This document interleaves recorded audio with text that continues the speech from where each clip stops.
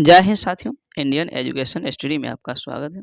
आइए हम दोस्तों जानते हैं सब्जेक्टिव फ्लूएंसी से 7वां अध्याय जो कि केमिस्ट्री का है और 7वां अध्याय अम्ल, भस्म और लवण के संबंध में जानेंगे दोस्तों। तो ये अध्याय में हम जानेंगे अम्ल, भस्म एवं लवण के संबंध में। अम्ल की अगर हम बात करें दोस्तों, अम्ल जिसको इंग्लिश में एसिड कहते हैं, तो दोस्तों अम्ल वे यौगिक पदार्थ हैं। अम्ल वे यौगिक पदार्थ हैं जिसमें हाइड्रोजन प्रतिस्थापक के रूप में दोस्तों रहता है। अब दोस्तों आरहेनियस के अनुसार अगर हम अम्ल की परिभाषा की हम बात करें आरहेनियस के अनुसार, तो दोस्तों आरहेनियस के अनुसार अम्ल एक ऐसा यौगिक है जो जल में घुलकर H प्लस आयन देता है दोस्तों। तो जल में घुलकर क्या देता है? H plus ion. अब नेक्स्ट है दोस्तों बोरेनस्टेड एवं लॉरी सिद्धांत के अनुसार अम्ल क्या है? तो दोस्तों बोरेनस्टेड एवं लॉरी सिद्धांत के अनुसार अम्ल दोस्तों वह पदार्थ है जो किसी दूसरे पदार्थ को प्रोटॉन प्रदान करने की दोस्तों क्षमता रखता है। अब है दोस्तों लुईस इलेक्ट्रॉनिक सिद्धांत के अनुसार अगर हम बात करें लुईस इलेक्ट्रॉनिक सिद्धांत के अनुसार, तो दोस्तों अम्ल वह यौगिक है जिसमें इलेक्ट्रॉन की एक निर्जन जोड़ी स्वीकार करने की प्रवृत्ति होती है दोस्तों। और अम्ल की अगर हम बात करें दोस्तों, तो अम्ल जो है स्वाद में खट्टे होते हैं। और हम बात करें दोस्तों अम्ल का जलीय विलयन, तो नीले लिटमस को लाल कर देता है। तो दोस्तों अम्ल का जलीय विलयन क्या करता है? नीले लिटमस को लाल कर देता है। हम जान लेते हैं दोस्तों कुछ प्राकृतिक अम्ल है और उसके प्राकृतिक स्रोत हैं। जैसे कि सिरका, तो सिरका में दोस्तों एसिटिक अम्ल पाया जाता है। तो सिरका में कौन सा अम्ल? एसिटिक अम्ल पाया जाता है। संतरा और नींबू, इसमें दोस्तों सिट्रिक अम्ल, तो संतरा और नींबू में सिट्रिक अम्ल पाया जाता है। इमली और अंगूर में टार्टरिक अम्ल पाया जाता है। टमाटर में ऑक्जेलिक अम्ल पाया जाता है दोस्तों।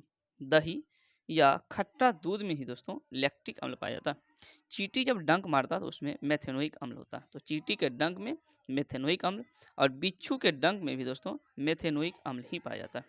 बिच्छू बिच्छू की अगर हम बात करें नेटॉल, तो इसमें दोस्तों भी दोस्तों मेथेनोइक अम्ल ही पाया जाता है। और दुर्गंध युक्त मक्खन में दोस्तों ब्यूटाइरिक अम्ल पाया जाता है। ब्यूटारिक अम्ल दुर्गंध युक्त मक्खन में पाया जाता है। अम्ल के उपयोग की अगर हम बात करें दोस्तों, तो अम्ल जो है खाने के काम में कुछ अम्ल का प्रयोग किया जाता है। जैसे कि खट्टे दूध में लैक्टिक अम्ल पाया जाता है। सिरका एवं अचार में एसिटिक अम्ल पाया जाता है। सोडा वाटर तथा अन्य पेय पदार्थ जिसमें दोस्तों कार्बोनिक अम्ल पाया जाता है। और अंगूर टार्टरिक अम्ल, सेब में मैलिक अम्ल, नींबू और नारंगी में साइट्रिक अम्ल पाया जाता है। बेकिंग पाउडर बनाने में दोस्तों टार्टरिक अम्ल का प्रयोग करते हैं। तो बेकिंग पाउडर बनाने में किसका प्रयोग? टार्टरिक अम्ल का प्रयोग करते हैं। अब है दोस्तों अम्ल का दूसरा जो है प्रयोग हो जाएगा खाना पचाने में HCl का उपयोग करते हैं। खाना पचाने में HCl का HNO3, दोस्तों HNO3 का प्रयोग सोना व चांदी के शुद्धिकरण में किया जाता है। और लोहा पर जस्ते की परत चढ़ाने से पहले, लोहा पर जस्ते की परत चढ़ाने के पहले लोहा को साफ करने में दोस्तों H2SO4 एवं HNO3 का प्रयोग किया जाता है। कपड़े से जंग के धब्बे हटाने के लिए, दोस्तों कपड़े से जंग के धब्बे हटाने के लिए ऑक्जेलिक अम्ल का प्रयोग करते हैं। और फोटोग्राफी में भी दोस्तों इसका ही प्रयोग करते हैं। अब दोस्तों कुछ अम्लों का प्रबलता की हम बात करें घटते क्रम में, तो HCl, उसके बाद HNO3, फिर H2SO4, फिर जो है CH3COOH। अब है दोस्तों अम्लराज, अगर हम बात करें अम्लराज जिसको इंग्लिश में एक्वारेजिया कहते हैं, यह जो है 3:1 के अनुपात में सांद्रण हाइड्रोक्लोरिक अम्ल एवं सांद्रण नाइट्रिक अम्ल का ताजा मिश्रण होता है दोस्तों अम्लराज। और यह सोना और प्लेटिनम को भी गलाने में समर्थ है बिल्कुल अम्लराज। एक क्वेश्चन यहाँ से पूछा जाता है कि सोना और चांदी को किस में गलाया जा सकता है? तो ये जो है अम्लराज में गल जाता है सोना और चांदी। हाइड्रोक्लोरिक अम्ल, हाइड्रोक्लोरिक अम्ल यानी कि दोस्तों HCl, इसको म्यूरिएटिक अम्ल कहते हैं। क्या कहते हैं? म्यूरिएटिक अम्ल। एवं सल्फ्यूरिक अम्ल यानी कि H2SO4, इसको दोस्तों ऑयल ऑफ विट्रियोल कहते हैं। HCl एक खनिज अम्ल है दोस्तों। तो दोस्तों HCl क्या है? तो HCl जो हाइड्रोक्लोरिक अम्ल है एक खनिज अम्ल है। H2SO4 ऑयल ऑफ विट्रियोल कहते हैं। और हाइड्रोक्लोरिक अम्ल जिसको HCl कहते हैं दोस्तों, इसको जो है म्यूरिएटिल कहते हैं, म्यूरिएटिक कहते हैं। हाइड्रोफ्लोरिक अम्ल, दोस्तों हाइड्रोफ्लोरिक अम्ल जिसको HF से प्रदर्शित करते हैं, तो यह जो है कांच में दोस्तों घुलनशील है। बेंजोइक अम्ल दोस्तों दवा बनाने में काम आता है। बेंजोइक अम्ल दवा बनाने में। आमाशयी ग्रंथि के द्वारा दोस्तों हाइड्रोक्लोरिक अम्ल का क्या होता है? स्राव होता है। चींटी के काटने पर त्वचा में दोस्तों फॉर्मिक अम्ल प्रविष्ट हो जाता है। इसे बेअसर करने के लिए त्वचा पर नम बेकिंग सोडा दोस्तों लगाया जाता है। एथेनोइक अम्ल को ग्लेशियन एसिटिक एथेनोइक अम्ल को ग्लेशियल एसिटिक अम्ल के रूप में जाना जाता है, क्योंकि दोस्तों यह ठंडी जलवायु में क्या होता है, जम जाता है। अब है दोस्तों भस्म। अगर हम बात करें भस्म का, तो दोस्तों ऐसा यौगिक भस्म जो है, ऐसा यौगिक जो अम्ल से प्रतिक्रिया कर लवण एवं जल देता है, उसे ही दोस्तों भस्म कहते हैं। बॉन्स्टेड लॉरी के सिद्धांत के अनुसार बॉन्स्टेड लॉरी के सिद्धांत के अनुसार दोस्तों वह यौगिक जिसमें प्रोटॉन ग्रहण करने की क्षमता हो, उसे ही दोस्तों भस्म कहते हैं। और लुईस इलेक्ट्रॉनिक सिद्धांत के अनुसार वह यौगिक दोस्तों जिसमें इलेक्ट्रॉन की एक निर्जन जोड़ी प्रदान करने की क्षमता होती है, उसे ही दोस्तों भस्म कहते हैं। भस्म दो प्रकार के होते हैं दोस्तों। तो भस्म कितने प्रकार का हो जाएगा, एक होता है जल में विलय भस्म और दूसरा है जल में अविलय भस्म। तो दोस्तों जल में विलय भस्म की अगर हम बात करें, तो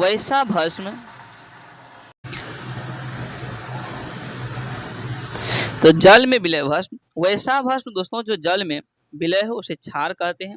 और यह दोस्तों लाल लिटमस पत्र को नीला कर देता है तथा स्वाद में कड़वा होता है, जैसे पोटेशियम हाइड्रो ऑक्साइड यानी KOH, सोडियम हाइड्रोक्साइड यानी NaOH।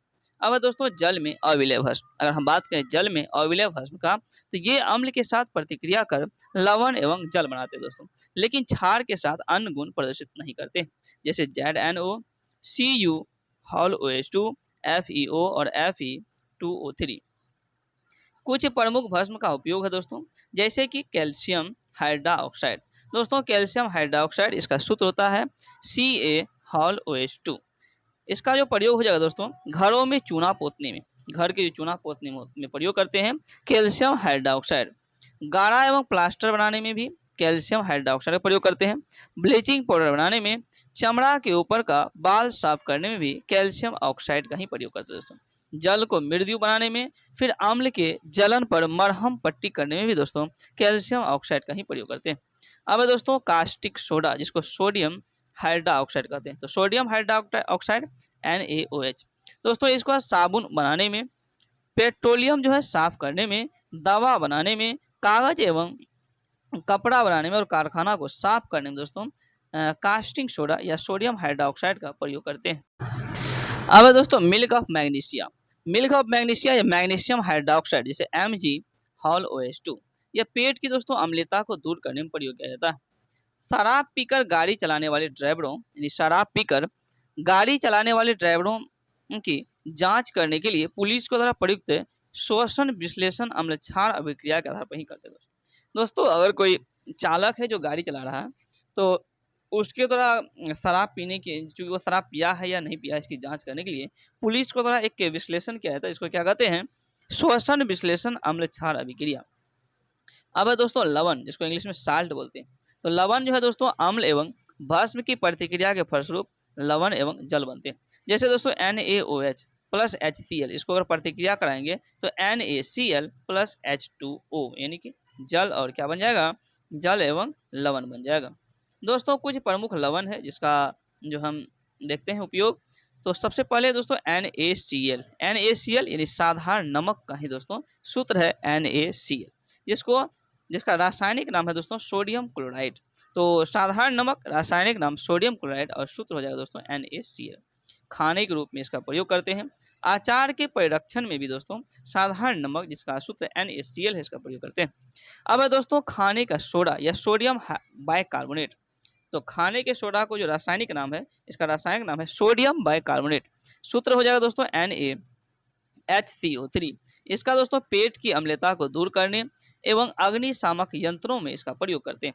तीसरा हो जाएगा दोस्तों धोवन सोडा या सोडियम कार्बोनेट, जैसे Na2CO3 10H2O। दोस्तों कपड़ा इसका प्रयोग करते हैं। तो कपड़ा धोने में सोडियम कार्बोनेट, जिसका दोस्तों यह जो है सोडियम कार्बोनेट, धोवन सोडा का दोस्तों यानी कपड़ा धोने वाला जो सोडा है, उसका रासायनिक नाम है सोडियम कार्बोनेट।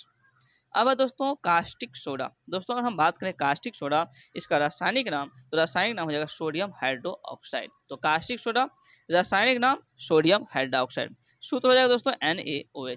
और इसका प्रयोग अपमार्जक का चूर्ण बनाने में करते हैं दोस्तों। अब है पोटेशियम नाइट्रेट, यानी जिसका सूत्र हो जाएगा KNO3। बारूद बनाने में प्रयोग करते हैं दोस्तों पोटेशियम नाइट्रेट का। अब हम बात करते हैं दोस्तों पीएच स्केल की। दोस्तों पीएच जो स्केल है, इसमें पीएच का full form power of hydrogen हो जाएगा दोस्तों, पावर ऑफ हाइड्रोजन।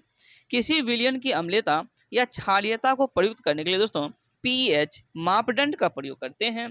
पीएच बराबर माइनस लॉग बड़ी कोष्ठ H प्लस हो जाएगा दोस्तों। अर्थात किसी विलयन में हाइड्रोजन आयनों के सांद्रण के विक्रम के लघु गणक को ही दोस्तों उस विलयन का पीएच मान कहते हैं। किसी विलयन का पीएच मान दोस्तों 7 से कम होने पर वह विलयन अम्लीय होता। यानी कि दोस्तों किसी भी विलयन के पीएच मान 7 से अगर कम होगा तो वह क्या होगा, अम्लीय। और किसी विलयन का पीएच मान अगर 7 से अधिक हो तो दोस्तों वह क्षारीय हो जाएगा। अगर 7 हो जाए तो क्या हो जाएगा, वह उदासीन हो जाएगा। दोस्तों 1909 ईस्वी पीएच स्केल का मान जो दिया था ये सोरेनसन ने दिया था, यानी कि सोरेनसन के द्वारा दिया गया। कुछ महत्वपूर्ण जो दोस्तों यहाँ पदार्थ दिया हुआ और उसका पीएच वैल्यू दिया हुआ। तो आइए जानते हैं बारी बारी से। जैसे दोस्तों समुद्री जल, तो समुद्री जल का जो पीएच मान 8.4 होता है। तो समुद्री जल का पीएच मान 8.4। रक्त यानी ब्लड का पीएच मान 7.4 हो जाएगा। लार का पीएच मान 6.5। दूध का दोस्तों 6.4। मूत्र का पीएच मान 6 हो जाएगा मूत्र का। शराब का दोस्तों 2.8 जो है पीएच मान, और सिरका का 2, और नींबू का जो पीएच मान दोस्तों 2.2 हो जाएगा। हमारा जो शरीर है दोस्तों, हमारा शरीर वह दोस्तों 7 से 7.8 पीएच परास के बीच काम करता है। तो क्वेश्चन पूछा जा सकता है कि हमारा जो मानव का जो शरीर है वह कहाँ से कहाँ तक पीएच मान की जो है परास के बीच कार्य करता है, तो 7 से 7.8 के बीच। जीवित प्राणी केवल संकीर्ण पीएच परास पर ही दोस्तों जीवित रह पाते हैं। वर्षा के जल का दोस्तों पीएच मान 5.6 से कम होता है तो वह अम्लीय वर्षा कहते हैं। अम्लीय वर्षा यानी पीएच मान 5.6 से कम। पीएच परिवर्तन के कारण दंत क्षय, दोस्तों पीएच परिवर्तन के कारण दंत क्षय की अगर हम बात करें तो मुंह का पीएच मान दोस्तों 5.5 से कम होने पर दांतों का क्षय प्रारंभ होता है। तो दोस्तों मुंह का पीएच मान कितना से कम होने पर दांतों का क्षय प्रारंभ होता है, यह हो जाएगा 5.5। दांतों का एनामेल, दोस्तों ये जो एनामेल है मानव शरीर का सबसे कठोर जो है पार्ट होता है एनामेल। तो दांतों का एनामेल कैल्शियम फॉस्फेट का बना होता है। तो दांतों का एनामेल किसका बना होता है, कैल्शियम फॉस्फेट का बना होता है, जो शरीर का सबसे कठोर पदार्थ है दोस्तों।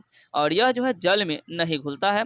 लेकिन दोस्तों मुंह की पीएच का मान 5.5 से कम होने पर संक्षारित होने लगता है। तो दोस्तों 7वां जो अध्याय यहाँ पर समाप्त होता है। अगर ये वीडियो दोस्तों पसंद आया तो कृपया इसे लाइक करें। चैनल पर अगर आप नए हैं तो चैनल को सब्सक्राइब करें, और दोस्तों अपने दोस्तों में शेयर करें ये वीडियो को। Thank you.